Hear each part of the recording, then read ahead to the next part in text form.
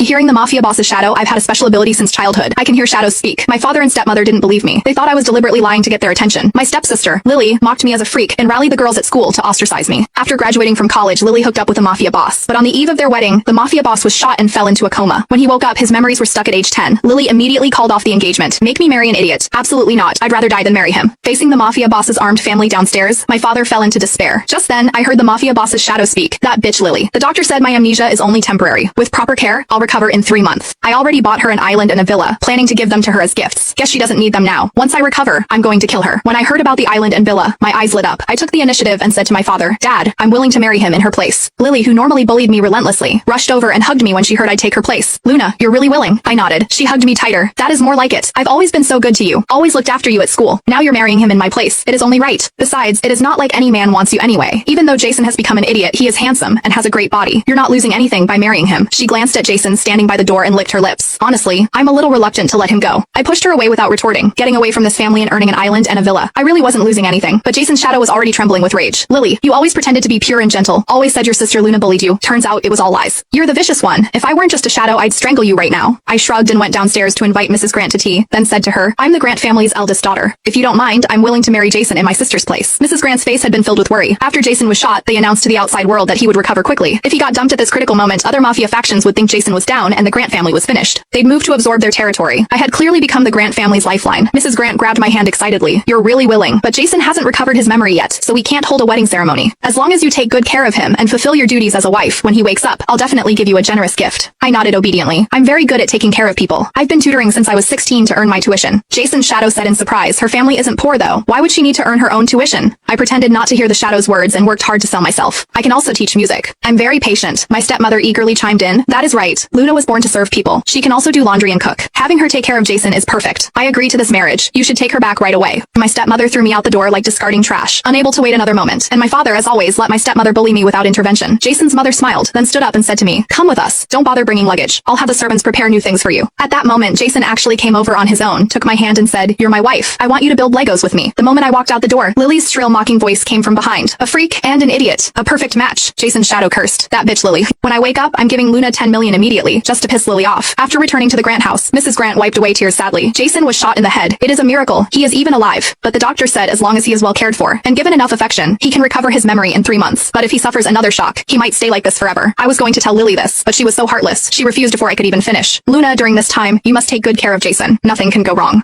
What Mrs. Grant meant was that I needed to stay by his side to help awaken his memories. At the same time, Jason's current condition couldn't be seen by outsiders. She was busy fending off attacks from competitors, so she needed someone trustworthy to stay with Jason